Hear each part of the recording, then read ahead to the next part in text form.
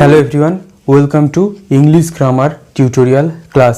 আজকের ক্লাসে আমরা West Bengal police constable male female এবং এক্সাইজ কনস্টেবলের কোয়েশ্চেন পেপার অ্যানালিসিস করব।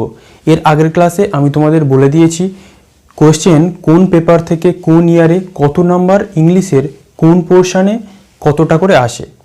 তোমাদেরকে আমি মেমোরাইজেশন পার্ট আর কনসেপ্ট পার্ট দুটো ভাগ করে বুঝিয়ে দিয়েছিলাম।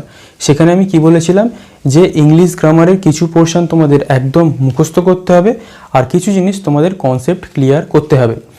আজকের এই কোয়েশ্চেন অ্যানালিসিস করার একটাই উদ্দেশ্য, এখানে তোমরা বুঝতে পারবে কোনটা মেমোরাইজেশন পার্ট থেকে কীরকম কোয়েশ্চেন আসে আর কনসেপ্ট পার্ট থেকে কীরকম কোয়েশ্চেন আসে। আজকের ক্লাসে আমরা 2018 মেল কনস্টেবল আর কোয়েশ্চেন পেপার ডিসকাশন করব ইন ডিটেল। কিন্তু তোমরা কখনোই মেল ফিমেল কোয়েশ্চেন পেপার বলে গুলিয়ে ফেলবে না। ওখানে যেহেতু একই বোর্ড কোয়েশ্চেন করছে, ওখানে তোমাদের দুটোকে আলাদা করার কোনো জায়গাই নেই। তোমরা ওই কোয়েশ্চেন পেপারগুলোতে যেরকমভাবে কোয়েশ্চেন পেপার সেট করা হয়েছে ঠিক সেই রকমভাবেই তোমাদের ফলো করতে হবে, তবেই তোমরা ভালো স্কোর করবে। আজকের এই কোয়েশ্চেন পেপার অ্যানালিসিস করার একটাই উদ্দেশ্য, এখানে কনসেপ্ট পার্ট যেগুলো রয়েছে আমি তোমাদের বলে দেবো কীরকমভাবে কোন গ্রামারের কোন পোর্শন থেকে এরা কোয়েশ্চেনগুলো সেট করছে। আর মেমোরাইজেশন পার্ট যেটা তোমাদের মুখস্থ করতে হবে সেটা তো আমাদের বেশি বলার কিছু নেই, তোমরা সবাই জেনে যাবে। তাহলে দেখো শুরু করা যাক।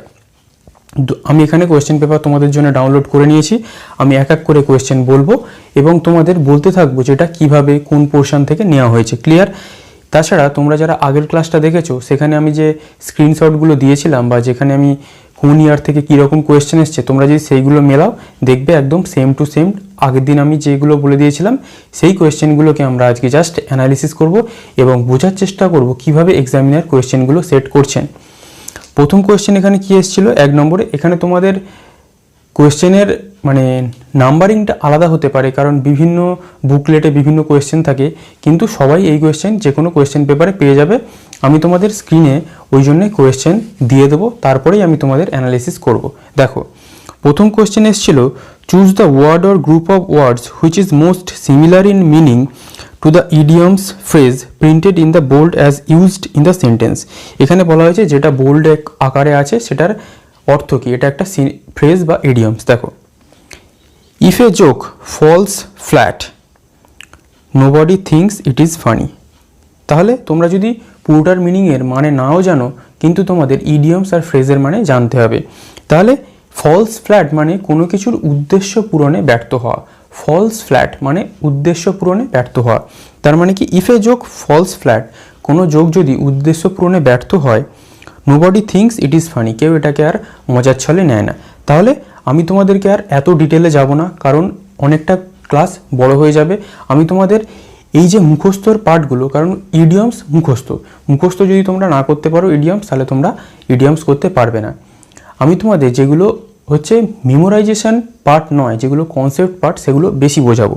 তাহলে ফলস ফ্ল্যাটের মিনিং হচ্ছে, উত্তর হবে D, fails to produce the intended effect. Clear? তারপরের কোয়েশ্চেন কি বলছে 3 নম্বরে, change the voice, you need to clean your shoes properly. এখানে ভয়েস চেঞ্জ করতে বলা হয়েছে। উত্তর কি হবে, your shoes need to be cleaned properly. এটা তোমাদের কনসেপ্ট পার্ট। ভয়েস চেঞ্জ যদি তোমরা কনসেপ্ট ক্লিয়ার না করো, তোমরা এই উত্তর করতে পারবে না। আমার ক্লাসে ভয়েস চেঞ্জের ক্লাস অ্যাভেলেবেল আছে, দেখে নিতে পারো। পরেরটা কি বলছে, question number 7, my sister and dash are please to accept your invitation. এখানে নাউনের চ্যাপ্টার থেকে একটা কেসের চ্যাপ্টার দেওয়া হয়েছে। এখানে যখন মাই সিস্টার অ্যান্ড ড্যাশ, এটা মানে অ্যান্ড যে কনজাংশন, এটা দুটো সাবজেক্টকে জুড়েছে, তাই মি হবে না, কারণ me objective case, my self positive case, I my self তো একদমই হবে না, তাই এখানে সাবজেক্টিভ কেসকে আই। তাহলে আমাদের সঠিক উত্তর এ, আই। তোমাদের কেসের চ্যাপ্টার অ্যাভেলেবেল আছে, দেখে নিতে পারো। এটাও কিন্তু তোমাদের কনসেপ্ট ক্লিয়ার রাখতে হবে। তারপরটা কি, Sachin was standing dash me. Sachin was standing, উত্তর কী হবে, বিসাইড মি। তোমাদের এখানে মনে হতে পারে নেক্সট, সে তোমার পাশেই দাঁড়িয়ে আছে, কিন্তু নেক্সট যদি হতো তাহলে আমাদের প্রেপোজিশন বসতো টু। নেক্সটের সাথে সবসময় প্রেপোজিশন বসবে টু। যেহেতু এখানে বিসাইড বসেছে, তাহলে যেহেতু এখানে নেক্সটের পরে টু নেই, তাই আমাদের সঠিক উত্তর সি। প্রেপোজিশনের ক্লাস অ্যাভেলেবেল আছে, এটা তোমাদের কনসেপ্ট ক্লিয়ার করতে হবে, দেখে নিতে পারো। A thorough search of aircraft was carried dashed in the airport. Carried এর পরে সবসময় আমাদের প্রিপোজিশন কি বসে? আউট, যেটা কি মানে কি সম্পন্ন করা। ক্লিয়ার? এটা তোমাদের মেমোরাইজেশন পার্ট, মুখস্থ করতে হবে। There dash any message from my friend since he moved to Delhi. তাহলে এখানে আমাদের কি হবে? isn't, wasn't, has not been, haven't been। তাহলে এখানে আমাদের অপশন হবে there has not been বা hasn't been। ক্লিয়ার? এটা কন্ট্রাকশন ফর্মে লেখা আছে। এটা যদি তোমাদের টেন্সের কনসেপ্ট ক্লিয়ার না থাকে তোমরা এই উত্তর করতে পারবে না, তার জন্য কিন্তু তোমাদের টেন্স ক্লিয়ার করতেই হবে। পরেরটা কি? হি shows great ability dash mathematics. এখানে তোমাদের মনে হতে পারে অ্যাবিলিটি অ্যাট, কিন্তু না, এখানে হবে অ্যাবিলিটি ইন ম্যাথামেটিক্স। যদি কেউ গুড হতো তাহলে গুডের পরে অ্যাট, কিন্তু অ্যাবিলিটি ইন অ্যাপ্রোপ্রিয়েট প্রিপোজিশন তোমাদের মুখস্থ করতে হবে। পরেরটা কি আছে? Which one of the following words is correctly spelled. এখানে কোনটা কারেক্টলি স্পেলড করা হয়েছে? প্রথম অপশানটাই সঠিক, লেফটেন্যান্ট। ক্লিয়ার? প্রথম অপশানটাই সঠিক। তাহলে তোমরা যখন কোনো ইংরেজি পড়বে তার মিনিংটা সাথে সাথে স্পেলিংটাও জেনে নেবে, কারণ এটাও তোমাদের পরীক্ষায় নাম্বার স্কোর করতে কাজে লাগবে। পরেরটা কি বলছে? Farmers ride Wolf in the past but this time agriculture is in crisis. এখানে তোমাদের ইডিয়মস আর ফ্রেজটাকে কি মিনিং সেটা বলতে বলেছে। ক্রাইড উলফ মানে কি? তাহলে ক্রাইড উলফের সঠিক কি হবে? B, to give false alarm বা কোনো মিথ্যে ভয় জাগানো। তাহলে এটা তোমাদের ইডিয়মস আর ফ্রেজ মুখস্থ করতে হবে, এখানে বোঝার কিছু নেই। এরপর একটা কি? I said to him why are you working so hard. এটা আমাদের ন্যারেশন চেঞ্জ। ন্যারেশন চেঞ্জের ক্লাস আমাদের ক্লাসে নেই, এটা আমি শীঘ্রই প্রোভাইড করে দেবো। তাহলে আমাদের উত্তর কি হবে? 17টা। I asked him why he was working so hard. Clear? Darjeeling grows tree. Darjeeling চায়ের জন্ম দেয়, এটা আমাদের ভয়েস চেঞ্জ করতে বলেছে। তাহলে আমাদের tea is grown in Darjeeling, এটা ভয়েস চেঞ্জের কনসেপ্ট ক্লিয়ার করতে হবে। 24এও voice change. The invigilator was reading out the instruction. তাহলে আমাদের উত্তর কি হবে? প্রথম অপশানটাই, দ্য ইনস্ট্রাকশনস, যেহেতু এটা প্লুরাল নাম্বারে আছে, were being read out by the invigilator. এটা তোমাদের ভয়েস চেঞ্জ কনসেপ্ট ক্লিয়ার করতে হবে। 29-এ কি বলছে? 29-এ আবার ইডিয়মস আর phrase. The doctor said that the patient has turn the corner. Turn the corner মানে অবশ্যই এখানে সিরিয়াস কন্ডিশন হবে না। That the patient is out of danger মানে কি সে নিরাপদে আছে বা বিপদ সীমার পেরিয়ে গেছে। এরপরে আবার একটা ন্যারেশন চেঞ্জ করতে দিয়েছে। The peon said to his officer please forgive me. এখানে আমাদের উত্তর হবে the peon requested his officer to forgive him. এটাও তোমাদের ন্যারেশনের কনসেপ্ট ক্লিয়ার করতে হবে। পরেরটা কি? Incapable of making errors. এটা তোমাদের বলতে হয়েছে কি?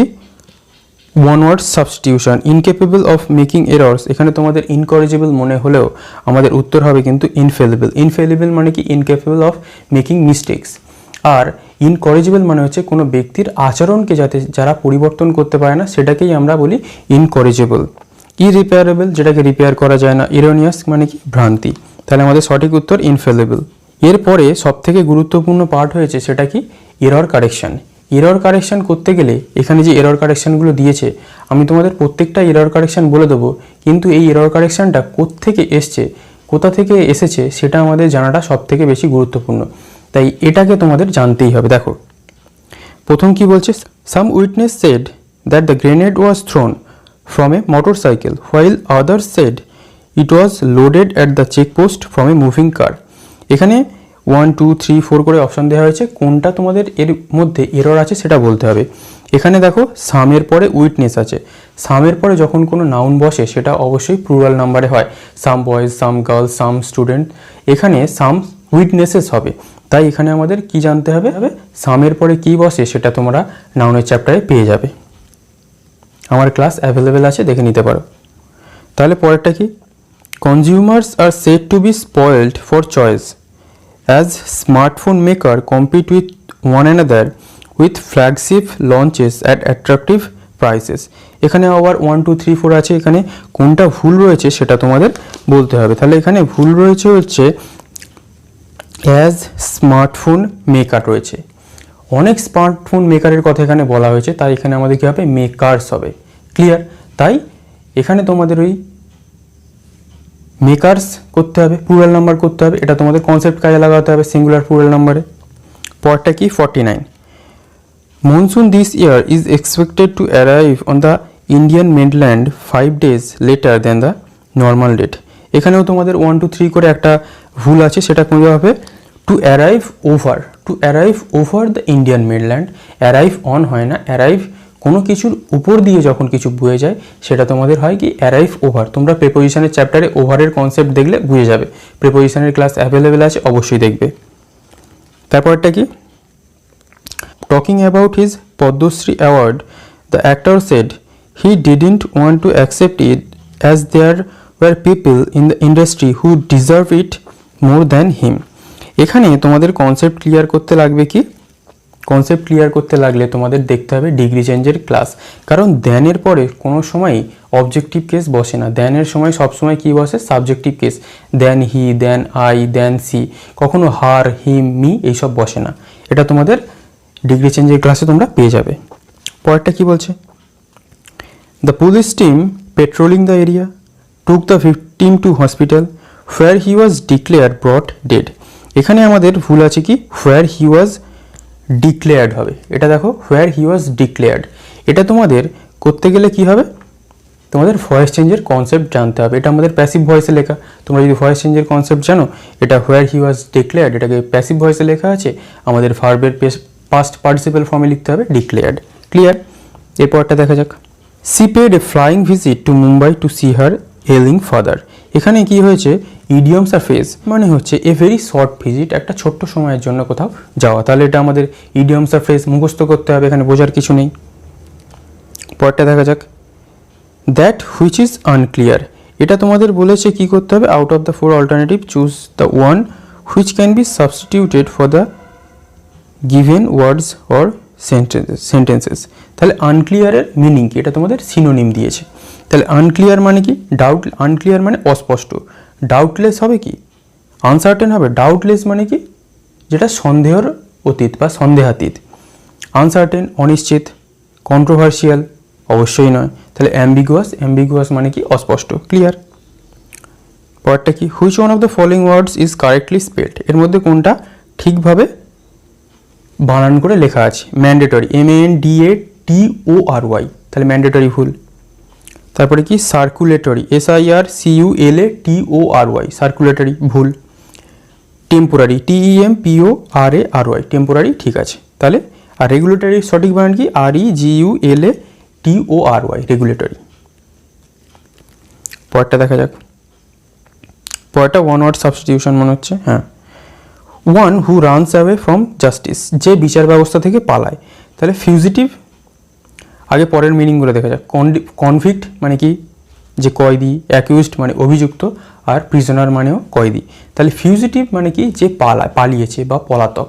তাহলে আমরা কি বলবো? ফিউজিটিভ আমাদের সঠিক অ্যান্সার। ওয়ান ওয়ার্ড সাবস্টিটিউশন মুখস্থ করতে হবে, বোঝার কিছু নেই। এরপরে 2018 একদম লাস্ট কোয়েশ্চেন, সেখানে আমাদের কি সেন্টেন্স অ্যারেঞ্জমেন্ট করতে দিয়েছে। এইটা খুবই গুরুত্বপূর্ণ।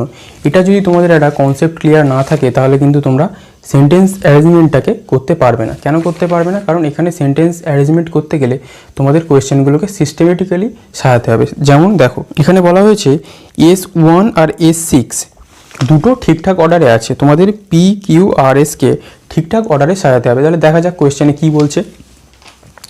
কোয়েশ্চেনে বলছে snake's are the most feared of all reptiles. অন্যান্য যে সরীসৃপ প্রাণীদের মধ্যে স্নেক সব থেকে বেশি ভয়ানক। তারপরে কি বলছে? Superstition and ignorance prevents proper treatment. কুসংস্কার এবং অজ্ঞতার অভাবে প্রপার ট্রিটমেন্ট হয় না। It is also beneficial to man. এটা মানুষের জন্য উপকারী, কারণ তোমরা সবাই জানো সাপের বিষ থেকে বিভিন্ন রকম ওষুধ তৈরি হয়। Snake is not a source of fear and harm. সাপ কোনো ক্ষতি বা ভয়ের উৎস নয়। Many people are killed by snakes in India and all over the world. সাপের দ্বারা অনেক মানুষ ভারতেও মারা যায়, ভারতের বাইরেও মারা যায়। Medicines are made from its poison. এর বিষ থেকে কী তৈরি হয়? মেডিসিন তৈরি হয়। তাহলে এগুলোকে আমাদের সিকোয়েন্স অনুযায়ী সাজাতে হবে। তাহলে প্রথমটা আমরা জানলাম snake's R most feared of all reptiles. এরপরে আমাদের দেখতে হবে কোনটা আমাদের, তারপরে আমরা বলতে পারি কি many people are killed by snakes. অনেক মানুষ সাপের দ্বারা মারা যায়, সেটা ইন্ডিয়াতে আর ইন্ডিয়ার বাইরে। তারপরে আমরা বলতে পারি কি superstition and ignorance prevents proper treatment, কুসংস্কার এবং অজ্ঞতার অভাবে প্রপার ট্রিটমেন্ট হয় না। তাহলে প্রথম কি সাপ একদম কি মোস্ট ফিয়ার্ড, ভয়ানক। তারপরে আমরা কি বললাম এর দ্বারা অনেক মানুষ মারা যায়। তারপরে আমরা কি বললাম কুসংস্কার এবং অজ্ঞতার অভাবে চিকিৎসা হয় না।